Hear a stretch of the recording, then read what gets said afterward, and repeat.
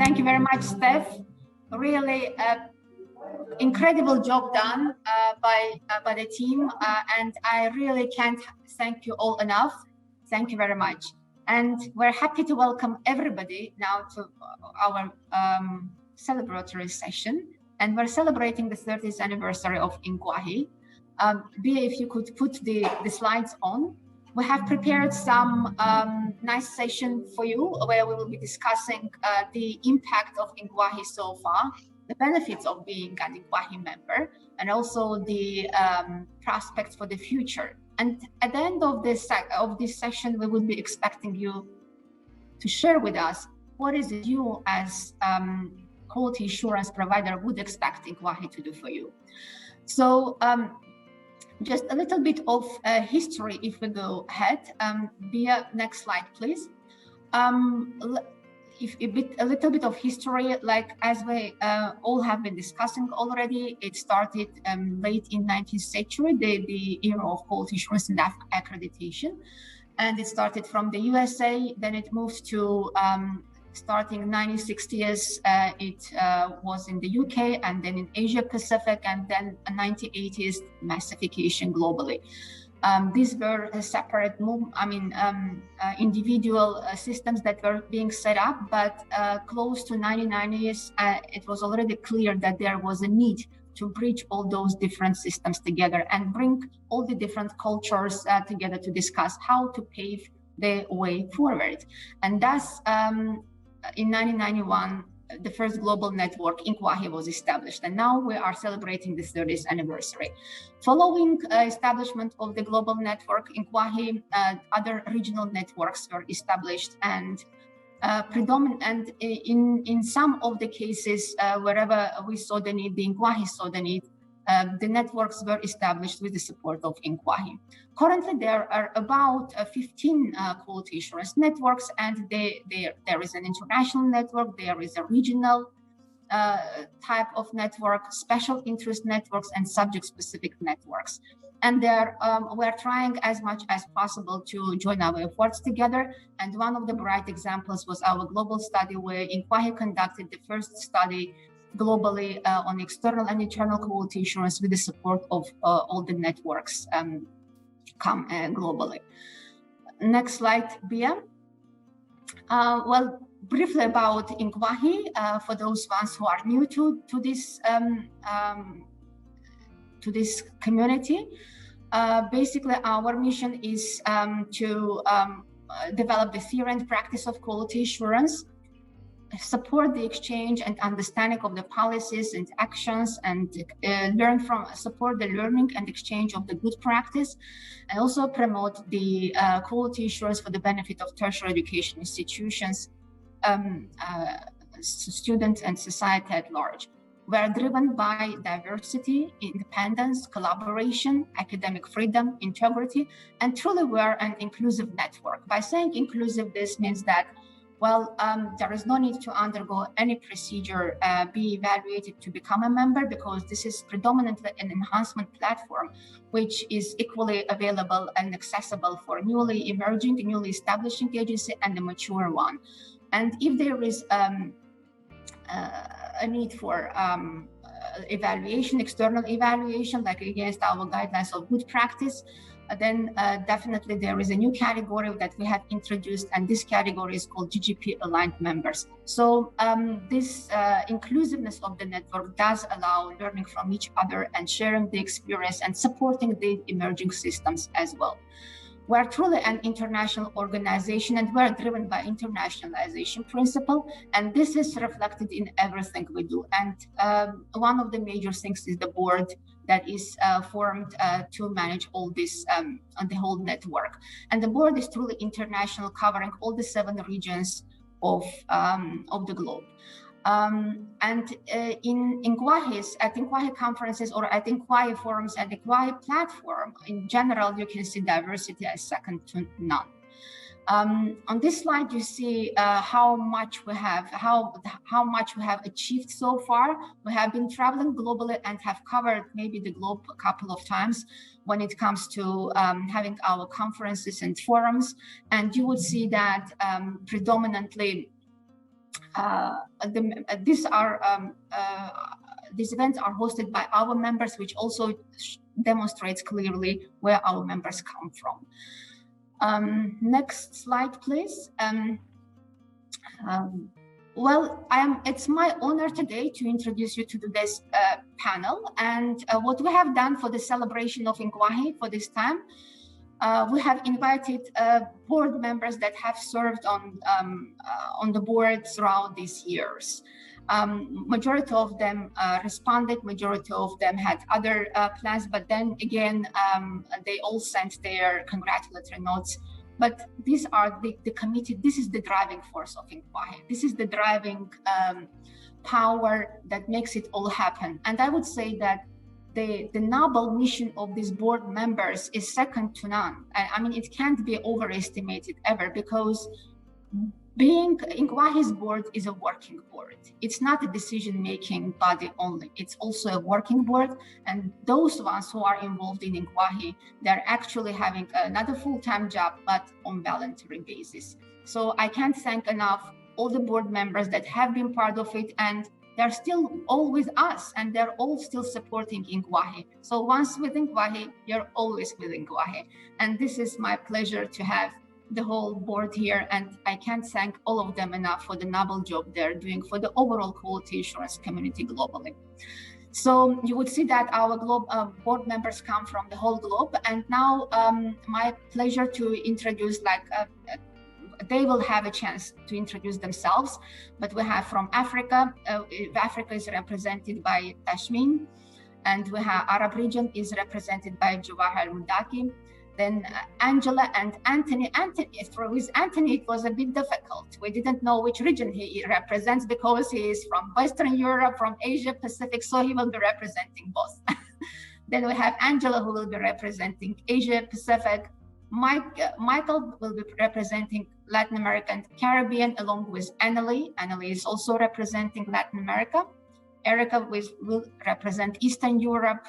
Leah will represent Northern America, and then we have a whole group of people who are representing Western Europe, Mikey, Orla, and Raphael. So thank you very much, you all, for being here and sharing your experience so far with INQAAHE, how much INQAAHE has done, and the benefits that the regional representation has on this board, and to what extent we have been able to support the regions.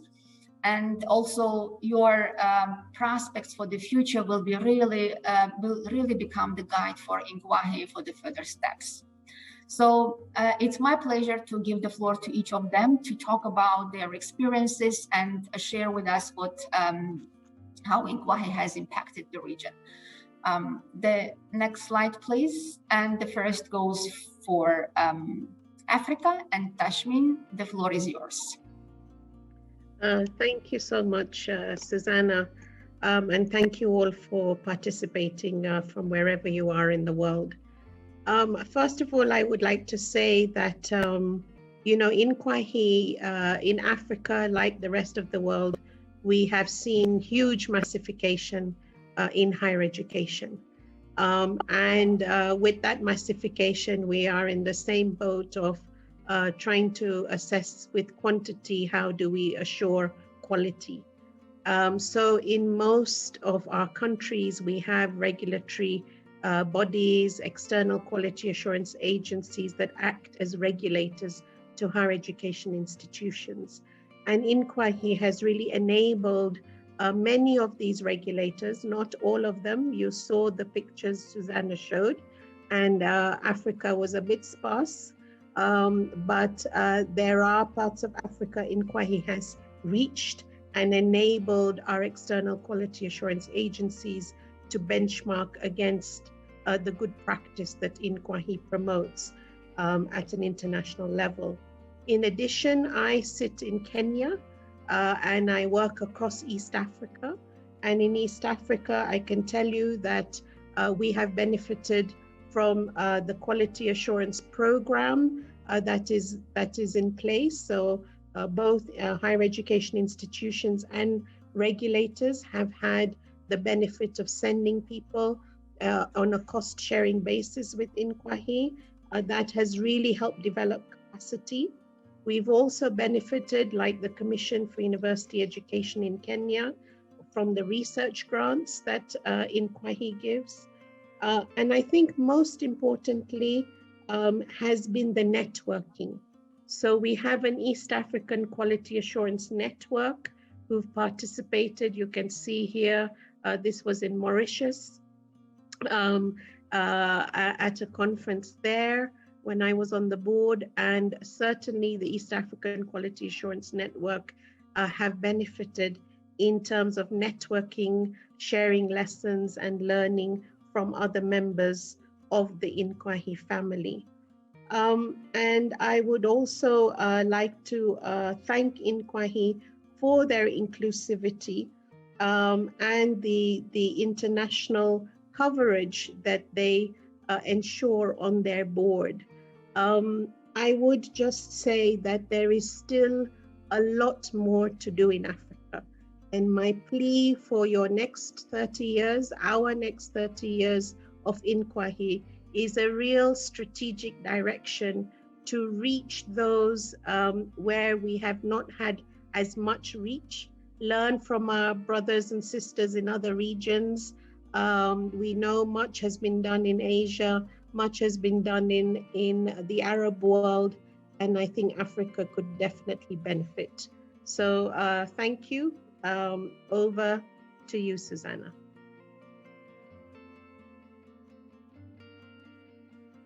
Thank you very much, Dashmin. Really nicely said. There is so much to do in Africa, and the majority of the Francophone Africa is still yet to establish quality assurance systems. And we have been discussing this with UNESCO and how we could be of benefit. And I think that this is through the regional networks like yours that we should be just joining our efforts and supporting this. And definitely the proposals coming from the side will be really highly appreciated. The next region to cover is the Arab region. I would like to say this is one of the most active regions, and it's my honor to give the floor to Jawahar Mudaki to present Arab region. And before Jawahar starts, I would say that this is the only region that has done 3 rounds of scoping studies, and there is only one global study currently for the whole that covers the whole globe. So Jawahar, the floor is yours. Thank you very much, Zana. If I may allow to be sharing my presentation, if that's fine. Okay, am I? Okay, yes.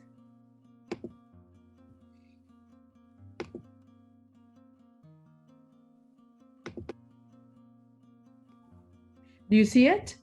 Yes. Very good. Tamam. Well, it's been a great pleasure to be here and meet with my colleagues from all over the world that we share lots of,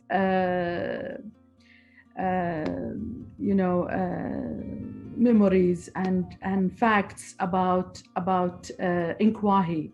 And if you may allow me to introduce myself, as Susanna said, I'm from the Arab world, and the map behind me, to be honest, does not show all of the Arab world, because we should have included the Northern Africa with all the Arab countries there. But I am now talking about a success story in quality education that INQAAHE have contributed over the years in its formation and interaction with the world.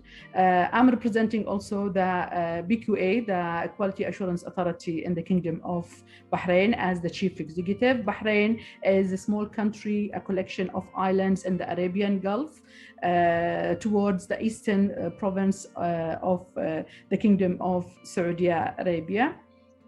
Just to start with our a progression over the years in quality assurance. The Kingdom of Bahrain has very much attention to education, as it is the mean to have a better future for the citizens of the world. So in 2005, the Kingdom of Bahrain started an education reform where it was progressing, studying all the systems of education and quality assurance in around the world. In 2008, we started as BQA with a royal decree, and that actually where we had different international partners to start it. Over the years, we progressed until having our voice locally, regionally, and internationally. Of course, as a quality assurance, we need to provide trust and confidence in the higher education system. We also need to endorse the status of the higher education system at the international level.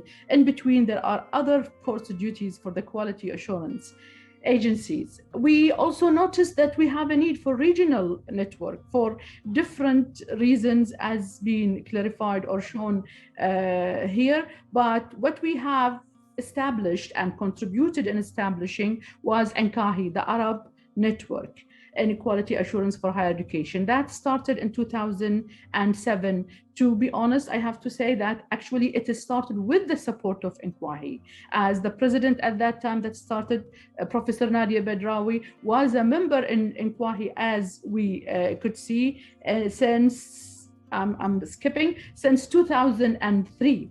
Where the INQAAHE, the Arab Network, started in 2007. So actually, we started as Arab Network to, construct new agencies in the Arab countries, develop their standards, disseminate good practices, exchange information, and strengthening liaison between the quality assurance in different countries. The regional network are a mean to success. It is very important regionally, and also we knew about INQAAHE since we started. In 2008, we became BQA. We became full members in 2009. And as I said, we have very strong relationship with INQAAHE, since 3 out of the 4 presidents of the Arab Network were actually members of the board of INQAAHE over the years. INQAAHE created lots of opportunities for all of our colleagues, as we've heard from Tashmeen. The education, the capacity, the workshops that they do, the interaction, knowledge sharing was something that we did.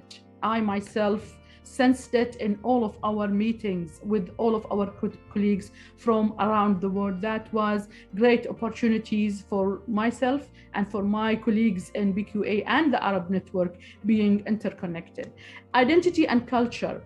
We don't forget these moments, beautiful moments, where we move from our meetings and the maybe academic or main parts of INQAAHE's and its networking. We also don't forget to be friends and to be having great time and know the culture of the countries that we visit. Cooperation, we had a number of memos of understanding being created and being signed in the meetings of INQAAHE.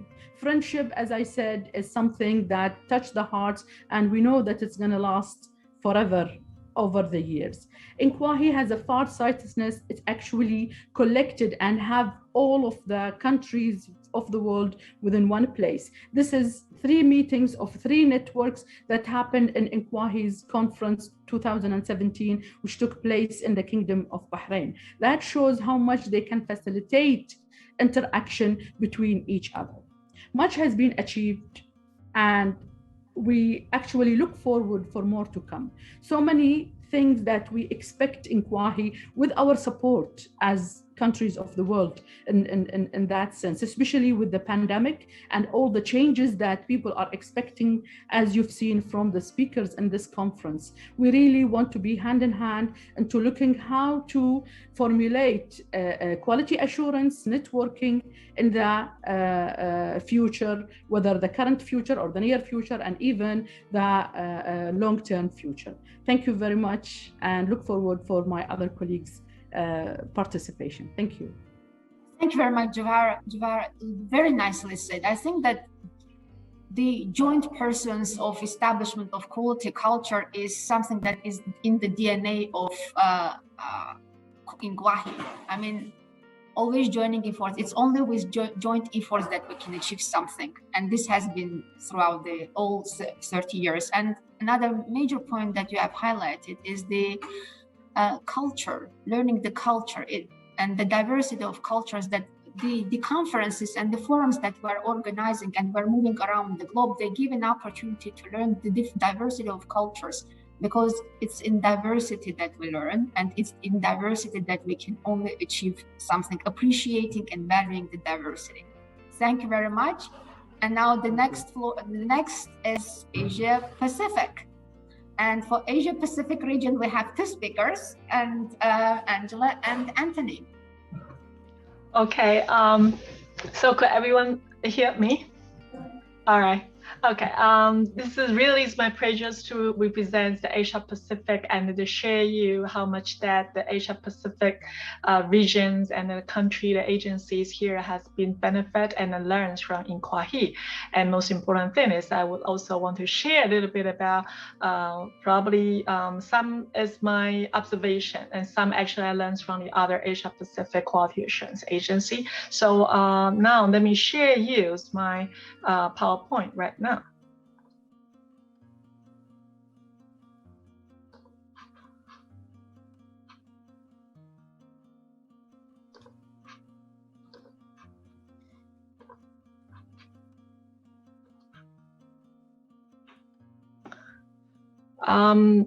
Probably some of you know me, some probably know. And now I introduce myself formally. This is Angela Ho from Taiwan, Taipei, and I used to work help in INQAAHE as a board and a vice president, and then I also served at APQM for a few years. And this is really my pleasure to share exactly what I learned, and I also tries to share the other QA agency in Asia exactly that benefits from the INQAAHE. So this is about the Asia Pacific system.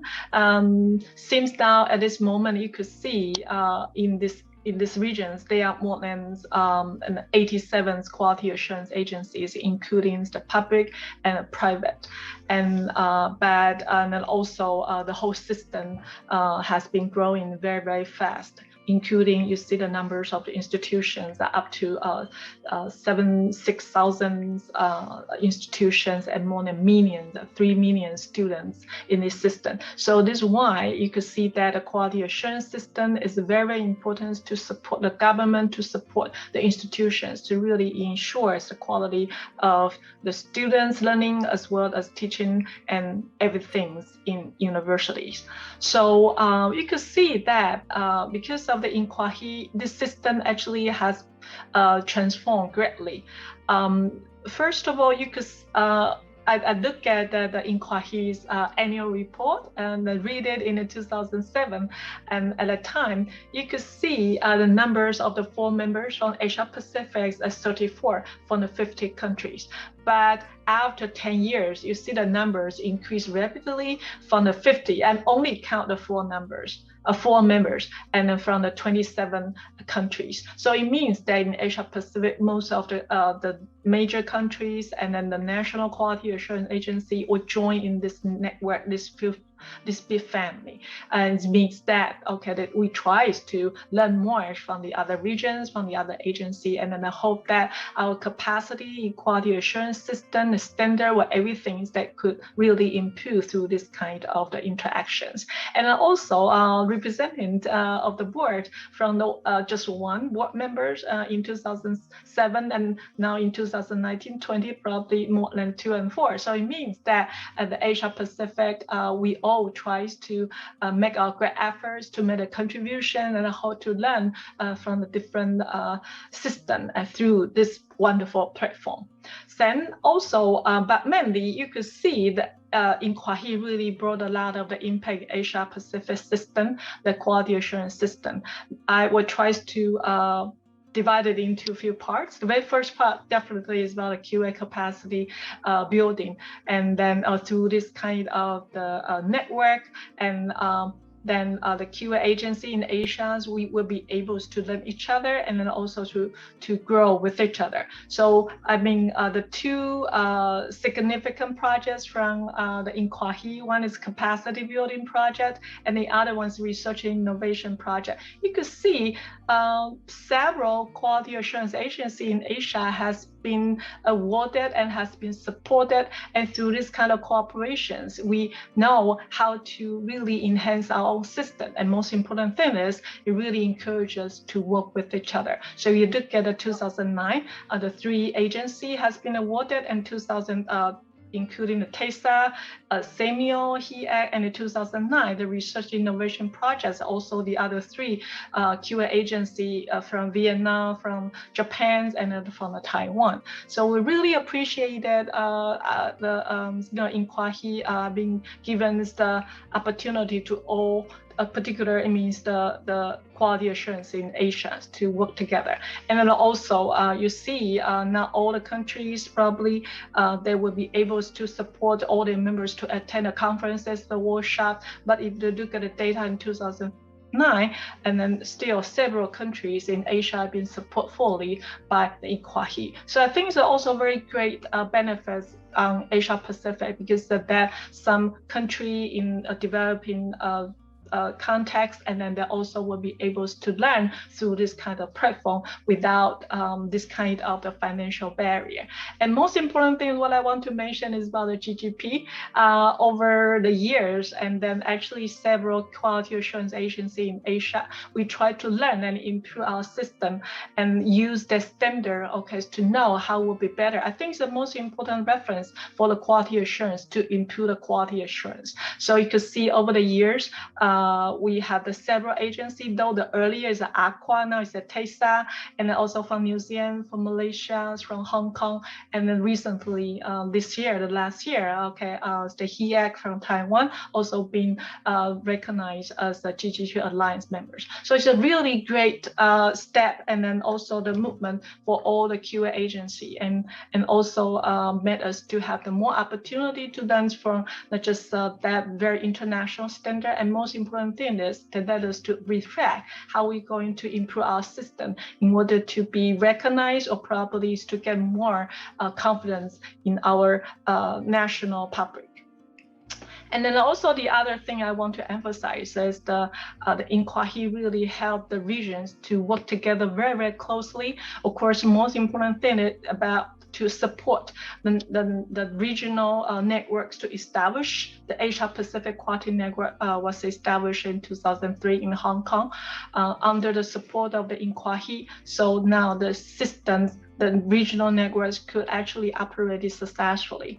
And then also they tries to encourage the research cooperations, capacity cooperation, such as the HEAC and BNPT, Indonesia and Taiwan, and the Japan. So we work so closely, and then we have the more and more understanding. So on the other hand, they really facilitate the mutual recognitions among this region. So it means that is a very, very good benefit we learn with each other. So the student mobility and the qualification recognitions could be actually been achieved, okay, in these regions much more easier than a few years ago, one decade or 2 decades ago. So, I mean, still, a lot of things have been done, but I hope that in the future, the INQAAHE probably could help this region or probably to grow more. One thing that I want to emphasize is about the qualification recognition. I think this is a very important initiative to really facilitate the university, facilitate the talents, also facilitate the students that learn without any kind of barrier. And then I hope that recognition, no matter academic or even professional qualifications, will be recognized and help the global community. And the other one, the GGG alignment, I think is a very, very important standard, and then could really help all the Asian Pacific, the quality assurance agencies to be more specifically know what exactly their strengths and weaknesses, and then know how to improve themselves. And then under the pandemic, of course, distant learning, virtual higher education, transnational education, how to develop a framework. I also expect that, and also I myself, the agent in Asia, hope that the INQAAHE, I mean, should take the road to help us to develop this kind of system. And now finally, there's the regionalization and harmonization. We know a lot of conflict and confrontations during the pandemics, but we see that bring INQAAHE is a wonderful platform to bring the peace and then let us understand more each other. And most important thing is the cooperation and develop the trust. You know, only we trust each other, we're hand in hand, and then all the problems will be solved, okay, from our hands. So thank you so much, and very glad that to have this kind of opportunity. And thank you, President Susanna. Okay, give me this chance to share everyone. And then happy birthday to my dearest INQAAHE. Thank you very much. Thank you very much, Angela, and thank you very much indeed for your incredible contribution to INQAAHE. So much effort you have invested in it, and all of the board members. Thank you indeed. Now we move to Eastern Europe and Central Asia, and the floor goes to Erica. I myself also started as Eastern Europe since I joined INQAAHE as representative from Armenia. Now I live in Abu Dhabi for 7 years, so I'm representing also UAE. But Erica will talk more about Eastern Europe and Central Asia. Thank you, Susanna. Hopefully you can hear me well. I would like first to start maybe with the development, with the impact that INQAAHE had on the region, because from my understanding, it was really huge. Because first of all, I would like to mention that there was under the leadership of INQAAHE, and INQAAHE was the organizer. It was done the first ever research of the quality assurance, state of the art in the region, because before this, it was not the, it's not right to say that it was not the priority, but it was not the thing that we would think of during the time, because each country in Eastern Europe and Central Asia, they are, even though they are close geographically, they are developing in their own manner, in their own way. And INQAAHE, in this case, served like a platform, which it does for all over the world, but for Eastern Europe, it was very true, because with the help of INQAAHE, this research was conducted, it was done. We have received the very first result. And it was really great to see that the quality assurance in every country, despite that we are different, it is developing. Secondly, I would like to mention that there was conducted 2 big events. One was the UNESCO meeting, which was jointly co-organized by INQAAHE and my organization, Agency for Higher Education Quality Assurance and Career Development, and Russian main state authority, which conducts state accreditation procedure, National Accreditation Agency. We conducted, based on the research that INQAAHE did, we conducted the presentation of results for Eastern Europe and Central Asia, and it was in 2018. And it was maybe the first international conference concentrating solely on quality assurance. And the second big event was conducted by INQAAHE and hosted virtually by ACORG, but I think we did a great job in 2020 when we were right in the heart of the pandemic with the INQAAHE Forum, which was due to be held in Moscow, but finally we conducted it virtually and it went very well, and we received very positive feedback from the participants. And proceeding from the conferences, I would like to mention the methodology part that INQAAHE for sure has. It is the overall development of quality culture in the region in 2 spheres, both internal quality assurance and external quality assurance, because I see that once I became the board member in INQAAHE back in 2000, 2013 I was co-opted, and in 2015 I became a fully supported board member, if I may say so. But it's the different experiences which I received from different cultures, learning from diversity, that I can bring to the region and foster the development of the quality assurance in the region. Of course, it is access to different international partnerships and experiences that I was exposed in INQAAHE and that I'm trying to bring to the region. And the last but not the least, it's the capacity building that now INQAAHE is conducted jointly together with UNESCO in Kyrgyzstan. And I'm the member of the working group in this project, and it's also a great opportunity to learn the neighboring country and to bring there the experience from all over the world in order to develop the quality assurance system. What we expect in the future, hopefully we will still be closely collaborating. Hopefully INQAAHE will expand and share lots of different experiences and opportunities that it has with the region. But we are very much looking forward for the development of the external quality assurance agency's global register, which INQAAHE started, I think, 2 years ago. And we are looking forward that it will be developed, because for many countries in Eastern Europe, it will be a great opportunity to understand and how the system works, to understand who are the credible accreditors, and to turn to them in order to receive the quality assurance services. We look very much forward that this register will be adopted by the governments of Eastern European countries, that there will be not only the register, but some opportunities that INQAAHE will share with us in order to bridge the higher education qualifications according to the UNESCO Recognition Convention that was adopted not long ago. And we are also looking forward to the adoption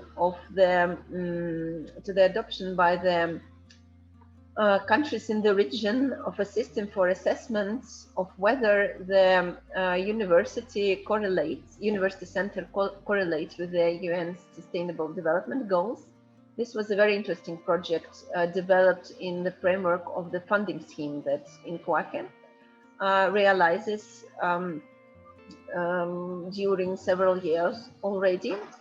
And of course, we are looking very much forward to, again, prolonging those partnerships between the agencies from abroad and agencies from the region, and in helping that INQAAHE will be involved in helping the CIS countries in developing their own external quality assurance and internal quality assurance systems.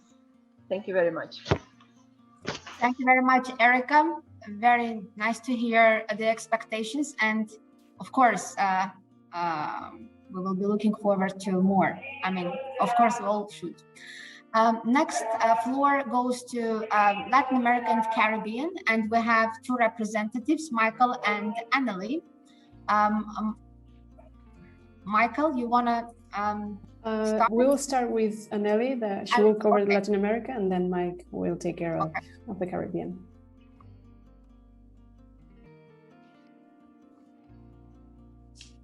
Okay, thank you very much, Susanna, and thanks to all INQAAHE members. Greetings from Chile, and from a Chilean standing point, I'm going to give my perspective of my understanding of impact and expectation of INQAAHE for Latin America.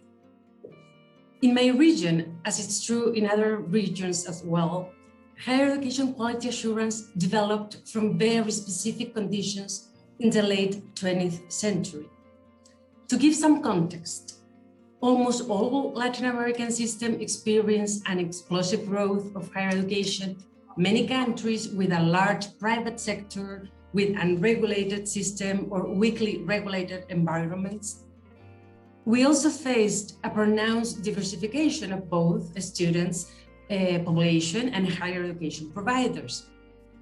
Although the region increased access and inclusion, equity, quality, and efficiency challenges persisted, and unfortunately, some gaps even widened. As stated in our global study, while many countries are increasingly require accreditation and QA processes for their institutions and programs, strengthening the quality assurance mechanism has been slower than the system growth and uneven between countries, largely from a control and punitive oversight perspective. And then as we fully enter into the 21st century, the need for a cultural change in quality assurance was more evident. We started it against lack of regulation, but a second wave of development should be based on trust among the different stakeholders involved. And networks, both globally as INQAAHE and regionally as RIASES, were and are crucial on these regards.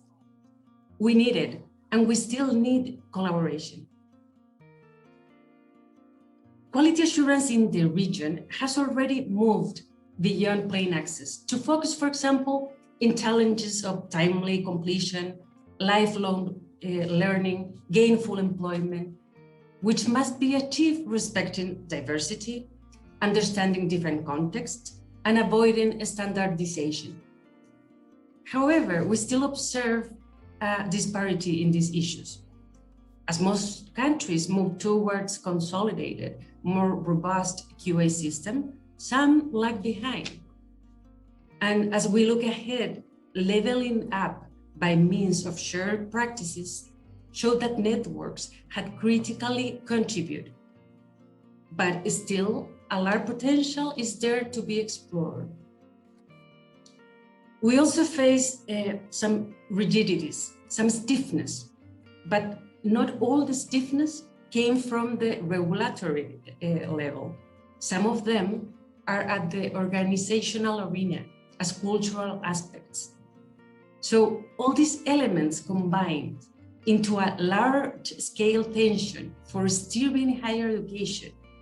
We need to balance institutional autonomy, intersectoral articulation, systemic control, with an increasing social pressure for accountability. Global and regional quality assurance networks, like INQAAHE and RIASES, constitute key hubs for a large-scale coordination to promote trust across all levels. And this cannot be done without a decisive push towards generating evidence of the impact of quality assurance at the system, institutional, and program levels, a matter in which we're still definitely in depth. We need to show results. Finally, systemic crises, not only sanitary, but also social, political, economic crises, have put in jeopardy institutional credibility. That's what we face in South America. I know that trust is not a new issue, but now it's imperative. It's imperative to rebuild trust. Let's show results in what it matters. Outcomes as committed, transparency are good starting points for confidence to be trustworthy. So, max expectations for INQAAHE. We need to advance into higher quality assurance systems if we want to lead and anticipate rather than adapt to the accelerated changes. So let's collaborate. This is crucial. All the challenges we face requires, I think, a cross-cutting cultural change in we moved collaborating and recognizing our difference towards promoting quality, not only controlling. There are things we cannot control, especially when key issues are at risk, like flexible pathways for our students or innovation. So my expectation for the network: communicate, make visible the evidence of quality assurance impact on student learning. And a genuine collaboration will guide us into effectively overcome the rigidities that are keeping us from a faster progress towards a true student-centered collaborative paradigm in quality assurance. So thank you very much and happy anniversary. Thank you very much, Annalie. And the floor goes to Caribbean. Yeah. Good day, good morning, good afternoon, buenos dias, bonsoir. I greet you on behalf of the people of the Caribbean, a very small population of a very large mixture of people from almost every part of the globe. Now, including Haiti, Latin America, that's Cuba and the Dominican Republic, we have 43.7 million people. However, the Latin American countries are aligned with Latin America and not the Caribbean as a whole. So that the remaining population is just about 10 million, with Jamaica in the north being the largest with about 3 million, and Trinidad and Tobago in the south with about 1.5 million people. The Caribbean is made up of 18 member states, full member, and we have 3 associate members because we include the Dutch, which is Suriname and Curacao, and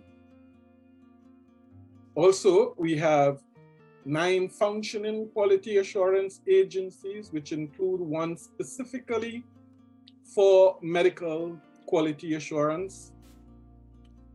We have approximately 240 higher education and training institutions, and our education system historically is modeled after the British system because we are part of the British Commonwealth, as well as a neighboring North American education system. We have a very unique regional university, which is the largest in the Caribbean. It's the University of the West Indies, where I work as the quality professional for medical education. And we have 5 campuses, one in Jamaica, Barbados, Trinidad and Tobago, Antigua and Barbuda. And we also have an open campus, which has the greatest amount of our students. And we total approximately 75,000 students. Next slide. Our regional quality assurance agency is CANCATE. Very interesting. We started around 2002. At that time, our hands were held by INQAAHE. Next slide, please. And this is the present board now. The gentleman there in the middle, next to the lady in white, is the chairman. That's Curtis Floyd, one of my past employees. He's now the chairman there, and that's the board. And behind it, of course, you would see the 18 flags representing the 18 member states of CARICOM. Next slide, please. So what does CANCATE do at a glimpse? We work with higher education institutions, with governments, and very important, we work with CARICOM, which is the regional body in the Caribbean. We work with student organizations and employers and stakeholders to promote, enhance, and sustain quality of higher education and training in the Caribbean. CANCATE has been known to be the leading provider of a platform for discussion and collaboration on higher education issues of mutual interest to small nation states in the Caribbean, especially that of mutual recognition. We also promote and advance the establishment of mutual recognition agreements regionally and internationally. And we have a relationship with quite a few of the regional quality assurance bodies in the US, including the North Central Association Higher Learning Commission, which is our major partner. The QAA UK, of course, because of the long historical link there. And we also advance the interest of the regional higher education community in the global higher education quality assurance arena through INQAAHE and other international organizations. We also look at expanding the credibility of regional quality assurance systems and recognition of regional higher education programs and qualifications. And very lately, the Times has recognized us as being in the first 200 of highly recognized education systems in the world. Next slide, please. So what has been INQAAHE and CANCATE's relationship over the years? As I started saying, CANCATE started as a sub-network of INQAAHE in 2002 with Dr. Etley London, who was then the executive director of the University Council of Jamaica, and who was also one of the early board members of INQAAHE from the Caribbean. We have had 3 representatives on the INQAAHE board, that is Dr. London, Dr. Yvonette Marshall, and myself, who's still serving and hope to serve another 3 years. In the early years, INQAAHE held CANCATE hands, and actually they had a direct relationship until 2006, when CANCATE was incorporated as a separate entity, but as a collaborative member of INQAAHE. INQAAHE also supported CANCATE members with training for QA professionals, and including attachments. We had several attachments from the Caribbean quality assurance agencies going to European quality assurance agencies and for attachment. Grants to attend conference forums and training. I am also one of the recipients of such grant to go to Namibia to attend a forum, my first forum that is. And INQAAHE also facilitated CANCATE and Caribbean quality assurance agencies with the hosting of conference, seminars, and webinars. So far, since 2005, CANCATE has held a conference every year with maximum attendance from quality assurance members in the Caribbean. So here are some snapshots of conferences that took place. The gentleman there on the right was my Minister of Education, who I worked for. In the center there, the lady in blue smiling, that's Dr. London, who was, the founding mother of CANCATE in the Caribbean. And there below there was our last conference in Grenada. Next slide, please. And of course, Caribbean people really love to have fun. So at all our conferences, we have opportunities when we can get together. If you notice there, the third picture when my hair was still black, enjoying some of the delicacies at the conference. And there below, in the last picture, is one of our most famous choirs, the Signal Hill Choir from our sister island of Tobago. Next slide. Next slide, B. I'm sorry, Mike, that's all. That's all. Okay, sorry. I have another one there. It's just saying that, over the years, it was really, great working with CANCATE and sharing in international best practices in quality in higher education and training. And we recognize the significant contribution that INQAAHE has placed in the development of a quality assurance culture in the Caribbean and of CANCATE, which is our sub-regional quality assurance agency. So we want to thank you, INQAAHE, and we wish you another 30 years plus. Thanks. Thank you, Michael. Thank you, Annalie. I can't agree more with you that it's through collaboration and that we learn and through exchange of experience. And these collaborations should strengthen more and more. So we'll do more. The next region is North America. And I'm happy to give the floor to Leah Matthews. Thank you, Susanna. Hello, everyone. I'm honored to be here today to speak on behalf of North America. First and foremost, I want to congratulate INQAAHE on its 30th anniversary. No organization has done more than INQAAHE to promote on a global scale quality assurance and the impact that quality has on the student experience. Because at the end of the day, that's why we're here, to bring the best possible opportunities, access, affordability, quality, and equity to our students. In the United States, based on the most recent available data that I can find, there are 7,896 accredited institutions. Of those institutions, nearly 5,000 institutions are awarding degrees to approximately 20 million students that are enrolled in the United States in higher education. This is a big job for quality assurance.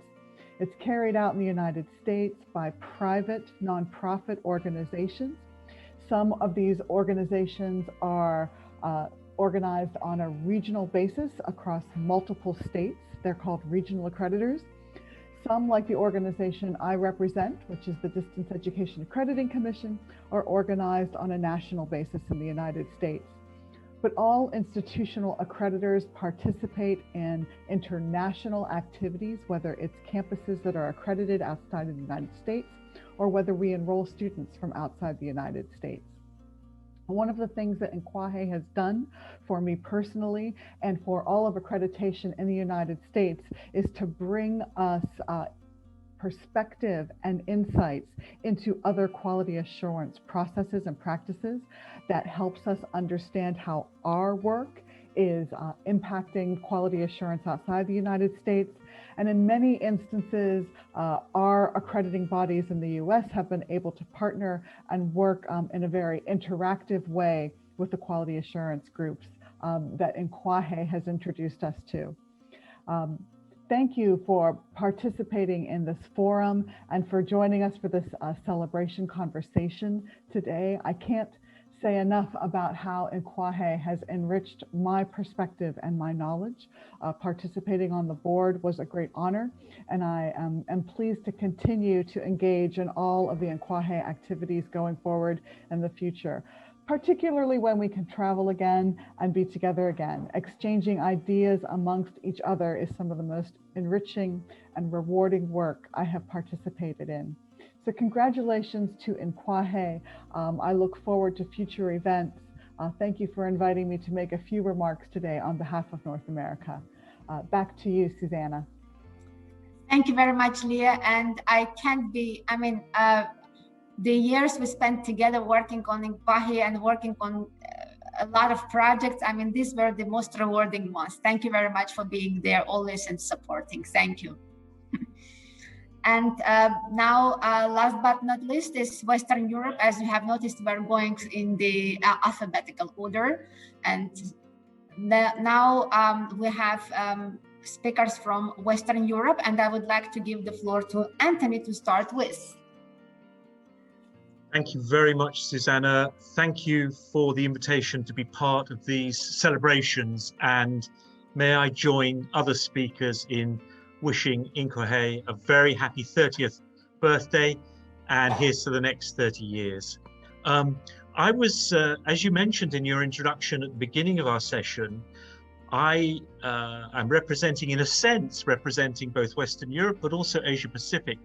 And that gave me the angle really for approaching my comments on INQAAHE from a slightly different position. And what I wanted to say was something that I hope many of us will relate to, which is the personal dimension of being part of INQAAHE and the impact that INQAAHE can have on us as quality assurance professionals and our own journeys as professionals through quality assurance. My journey was a literal one. I first came into contact with the possibility of being on the INQAAHE board when I was actually Chief Executive of the Quality Assurance Agency, the QAA, in the UK. I was then appointed to be CEO of the Tertiary Education Quality and Standards Agency on the other side of the world. So I moved from the UK to Australia, from Western Europe to the Asia Pacific region. And INQAAHE for me was one of the key threads of continuity on that journey. I had been a board member of INQAAHE, which is itself, of course, a QA network, has a QA network relationship with INQAAHE. And I'm still on the International Advisory Board for CHEER in the US. So I needed no convincing about the value and impact of transnational quality assurance organizations. And that value is found abundantly in INQAAHE. There was also, in my new Australian context, there was the direct involvement, of course, of David Woodhouse from INQAAHE in the foundation of INQAAHE. So it was an organization which already had deep roots in the Australian quality assurance scene. So what are my reflections on some of the impacts of INQAAHE on quality assurance internationally, as I saw it from two different perspectives in different parts of the world? The first is that I think we would all recognize that higher education is inherently international, with students, staff, and even whole institutions crossing borders and jurisdictions. INQAAHE, as a global organization, both reflects that reality and helps to shape it by brokering shared understandings of what quality in higher education means. National agencies must themselves be international in outlook as they seek to serve international students and to meet expectations, often from government, around the reputation of the higher education systems which they are charged with safeguarding. That must be done in a way which both respects the priorities of other national regulatory or QA regimes and learns from them, seeking examples of best practice and the key lessons from observing practice in other parts of the world. And in this context, I must mention, as others have done, the guidelines of good practice, which has been such a significant contribution of INQAAHE to that international spreading of good practice. INQAAHE and the dialogues, collective and individual, which INQAAHE facilitates, play an invaluable part in these conversations across borders and across boundaries, and enables them to take place in a professional, informed, and genuinely cooperative spirit. For many of us, the task of quality assurance leadership has involved responding to, working with, and helping to provide answers to the problems faced by all governments as they seek to shape higher education in accordance with their priorities or balance conflicting pressures in a period of economic stringency. The international perspective, backed up by examples and insights from INQAAHE, was often, in my experience, a critical part of helping us to advise on policies in relation to other governments and countries in region and beyond region. For me, moving from one region of the world to another, INQAAHE was part of my immersion in the particular challenges and priorities of the Asia Pacific, so brilliantly described earlier on by Angela. And so it played for me, as it does for so many of us, a key supportive role in our own professional development as quality assurance practitioners and leaders. And one can't speak about the impact of INQAAHE without mentioning, as others have done, the friendships and camaraderie that the organization fosters. For me, as a board member, this was so important, even when, maybe especially when, we had really difficult issues to address on behalf of the organization. It is very special, and it's great to see that even in the circumstances of the pandemic, it continues to flourish in the virtual Zoom-based world. Expectations, well, to coin a phrase, I have great expectations of INQAAHE as we as a global community begin, we hope, to emerge from the devastating impact of the pandemic and the tensions that we see in so many places which question the value of higher education itself, of internationalism and cooperation across boundaries. My personal journey has taken another turn, and I'm back in the UK now as Vice Chancellor of St Mary's University here in London. And behind me on the screen is Strawberry Hill House, the historic building that's at the heart of our campus here in London. Having been a regulator, I'm now one of the regulated. So what do I hope for from INQAAHE? Just a few thoughts to conclude. First of all, QA agencies have responded to the pandemic by easing the burden on providers. As we seek to recover, perhaps this focus from agencies on what really matters and what is merely routine or formulaic can continue. And I think INQAAHE can provide a lead in that area.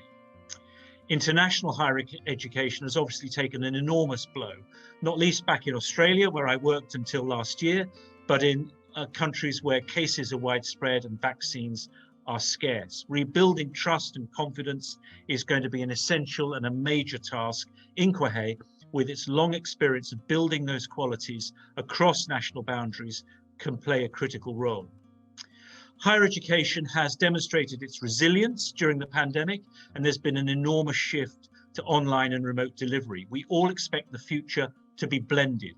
And as the conference was reminded earlier today, it's going to be more multimodal, hybrid, flexible, and diverse. The quality issues are huge, and agencies will need to draw on all the experience that INQAAHE represents to provide the guidance and good practice that providers will need to navigate their way forward. Finally, I hope that INQAAHE maintains an inclusive approach to the different models of quality assurance and regulation that have been developed and no doubt will continue to emerge around the world, while continuing to place high value on independence as a critical quality for protecting and enhancing vigorous, independent higher education. So a very happy 30th birthday to INQAAHE, and thanks for all that it's given me and to so many colleagues around the world. Thank you very much, Anthony. Very much. Thank you. Now the floor goes to Mikey to talk about Western Europe again. Yeah, thank you very much. And good evening from Estonia, that is situated on the border of Eastern and Western and Northern Europe. And actually, Anthony talked very much what I wanted to tell you. Maybe to give a little bit the context of Western Europe. For Western Europe, the European Association for Quality Assurance in Higher Education, or INQAAHE, is the main club, and European Standards and Guidelines, or ESG, is our Bible that is followed by both agencies and higher education institutions. And it might be the reason why Europe has not, or Western Europe has not been that active in applying for GGP evaluation, for example. But as also Anthony said, the big difference between INQAAHE and INQAAHE is inclusiveness and exclusiveness. While when INQAAHE is more exclusive, you need to prove your eligibility to become a member, and then INQAAHE is inclusive, and it has helped especially the emerging or beginning agencies. And my own agency, the Estonian Quality Agency for Higher and Vocational Education, was one of these agencies in 2009 when we started. And we actually started our development in Madrid at the INQAAHE Conference, where we met David Woodhouse, who led the Australian agency at that time. And we took over quite a lot from Australian institutional audits concept at that time. So Australia has been like link, which is also interesting, as Anthony has been in Australia. This Europe and Australia has had quite a lot of common. It was also the time when we learned from other agencies around the world. We got a very different perspective, and we had an arena as forums and conferences where we could share our best practices and findings. And for each and everyone who has participated in INQAAHE's activities and initiatives, not only board directors, but really everyone, for everyone, it has been a personal development towards global citizenship. And throughout the years, ECHA, our agency, has moved from receiver to provider.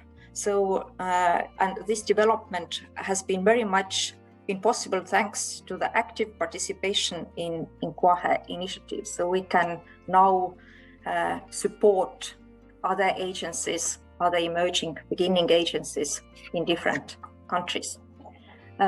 And talking about the expectations, then Angela mentioned research cooperation between agencies and maybe even more joint projects between mature and still emerging agencies, like twinning projects in Europe, or tandem learning, tandem problem solving would be one possibility, because we have so much know-how in INQAAHE, and we could take advantage of it even more. But congratulations to all of us.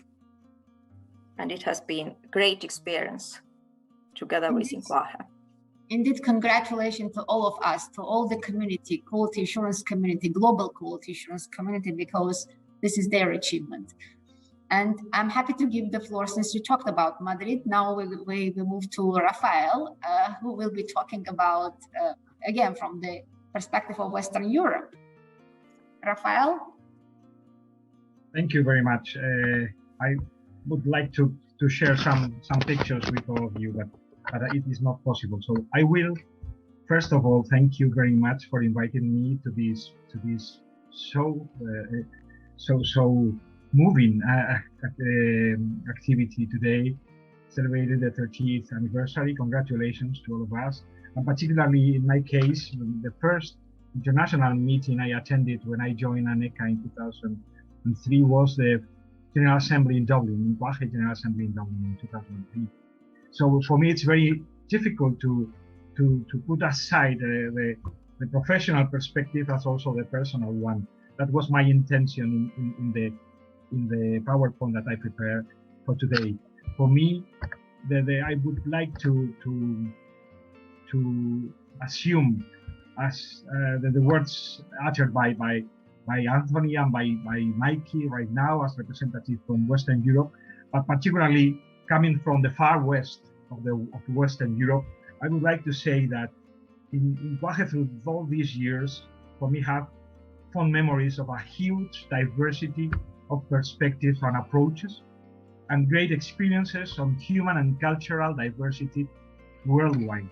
That's for me the most important learning experience from quality assurance, but also from the perspective of diversity, which is the real, for me, the crucial bit of INQAAHE from the perspective of other quality assurance networks and associations all over the world. That's something that cannot be lost in the near future. When we prepare, and I was in charge of the Madrid conference in 2011, we brought, thanks to INQAAHE, more than 300 people across the world, and we had a unique opportunity to listen and to work with such a huge diversity worldwide. I think that this is something that cannot be experienced in other contexts, and for us was something that was kept in the INQAAHE's memories. I would like also to recognize the work done by the previous presidents and the previous board of directors members. I think that we have also reinforced the experiences and the efforts made by those who were before us. And I'm very grateful for the current president and the current board of directors that are taking INQAAHE, of course the Secretariat as well, that taking INQAAHE to a bigger and a wider moment and experience right now. So for me, the 30th anniversary is just the first 30th anniversary, and it's something that I would like to share with all of you. Those fond memories of professional and academic values, but also fond memories of sharing very, very, very unique moments across the world with our colleagues that now I see again after so many times and after this difficult year of the pandemic. Particularly, and this I will put an end to my brief comments right now, is for the one who made possible the conference in Madrid in 2011, was the then director, Gemma Rauret, who for ANECA was very important, and for, I think, the quality assurance system and sector in Spain as well. She pushed us to bring INQAAHE and all this diversity to Madrid in this case, but through Spain, and to experience with our colleagues from the Spanish universities and quality assurance agencies, and for us was also very important. This is a small tribute I would like to bring here today as well. Thank you very much, Susana, for the invitations. Thank you very much to the Secretariat. Congratulations for this meeting and for all the work done and the work that has to be done in the near future. Thank you very much. Thank you very much, Rafael. I would like to give the floor, last but not least, to Orla Lynch. She is the chair of this whole conference. She has organized it nicely and worked hard throughout the whole year with the team from QAA UK. And Orla, the floor is yours to also reflect on from the Western Europe. Thanks so much, Susanna, and what a tough gig following Anthony, Mikey and Rafa. I don't know what I did to deserve that. Happy birthday, of course.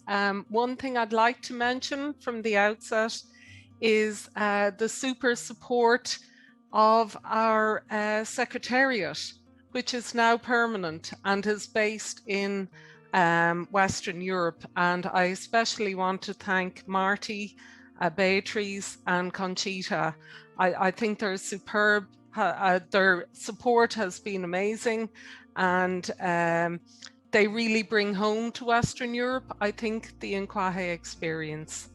Of course, people have mentioned, you know, we've a very developed, strong quality assurance system in Western Europe. We've a whole host of agencies. Some countries have one agency, others have many. Some are focused on program accreditation, others on institutional accreditation, others on both. And we have, of course, the European higher education area, which kind of mandates a strong QA, but also kind of national frameworks of qualifications, which really complement that, and strong recognition. So I guess, and in addition to that, we have very well-developed bodies like INQAAHE, the Quality Assurance Network, INQAAHE, the registration body, the EUA, the European University Association, URASHI, which is for the technological sector, and ESU for students. So we have a lot of conversations about quality that happen at a European level and complement what happens nationally and then within institutions and providers. All, I suppose, focused on improving life and learning for our roughly 18 million students. Having said that, there is no one way to do this. And I think that is what INQAAHE brings for us. It takes us outside of this regional perspective, and it makes us check a lot of our assumptions. We have a very collaborative relationship with INQAAHE and INQAAHE. We saw that in our workshop last week, and that just demonstrates, I think, not only, you know, the scope for both strong regional and international approaches, but also the strong desire, certainly in Western Europe, to reach out globally, to work on a more global international level. And this is, I think, what INQAAHE brings for us. In addition, I think it's really important to mark that we can have conversations at a global level that don't always happen at regional level, or if they do, maybe they happen in a better way at a global level. On a very basic level, you can be guaranteed when you reach out globally that the question you're asking, someone else has also thought of that question and may actually also have done some work on it. So that's a very basic kind of networking, learning from each other piece. But also there are things really that work best when we talk globally. And I'm thinking about things like equality, sustainability, and indeed quality. And I know the European higher education area is developing a growing interest in global dialogue on these topics. I'm involved in a group around that, and I think the work I do with INQAAHE really helps to inform that work at a European level. And many people have talked about this, and I think it's come up several times at the conference, this idea of diversity and strength in diversity.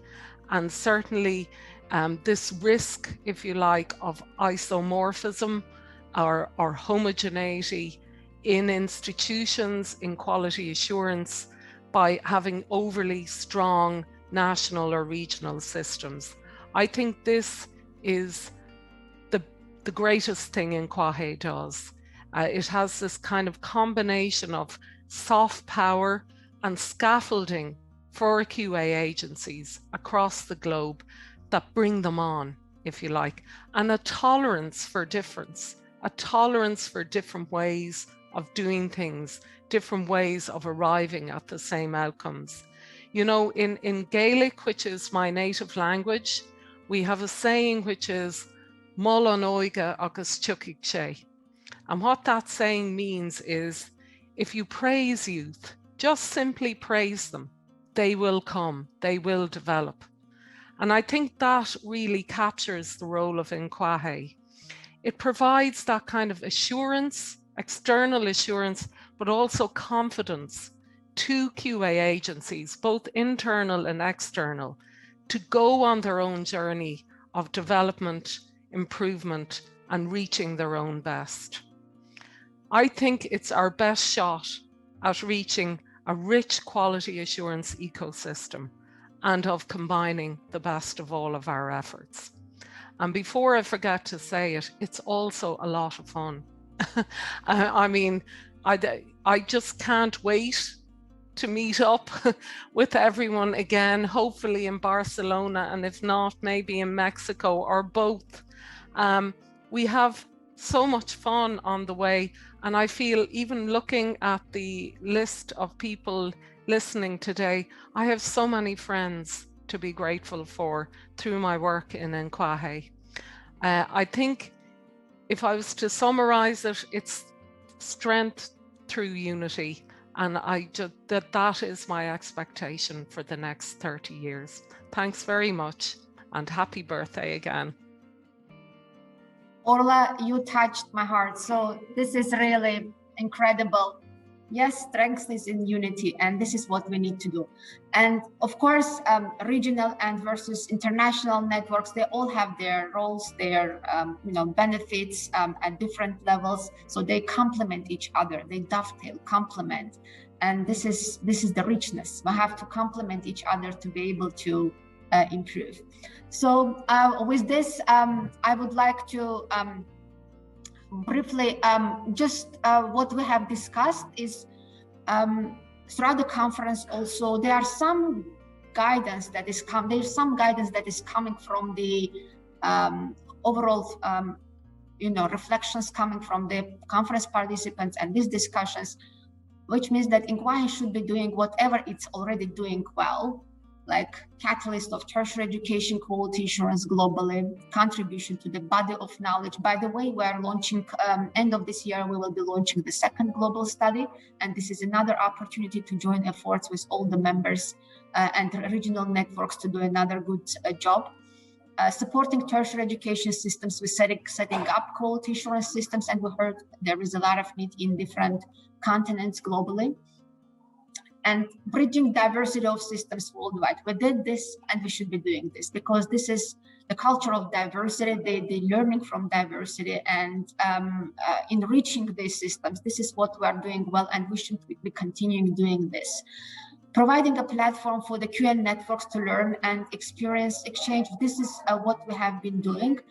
Annually, we are organizing regional networks meetings where we all get together and share the trends, the developments, challenges, and the opportunities. Another idea that was generated throughout the conference through the keynote speakers is that setting international standards for quality assurance providers. INQAAHE has never set any standard. These were only guidelines of good practice that we set because at international level, it's sort of difficult to come up with the standards because it will be only at a soft regulatory level, and soft regulations are really hard to promote if there is no push from the government. So setting standards, this is something that came up during the discussions, and this is something that currently INQAAHE is working on. Guide the QA community in terms of assessment of learning achievement. This is the core that is missing, the core that needs to be addressed. And capacity building, of course. This is something that INQAAHE has been doing and is doing great, and we should build on that value that INQAAHE brings in. Evaluation of evaluators through guidelines of good practice or through the standards of for quality assurance providers, trainings and workshops, consultations, which we are doing, responding to the member and partner calls for support, among other things. With this, I would like to Leo, can you please calm down?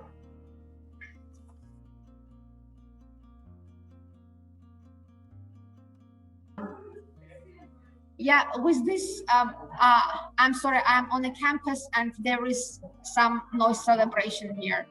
Yeah, for this, I invite you all to join our celebrations. This is the celebration of the INQAAHE Permanent Secretariat. I mean, we have been throughout, since its establishment, INQAAHE Secretariat was bidded by the members and hosted by the members throughout the globe. So we have been traveling from one country to another country as the members were bidding for hosting us.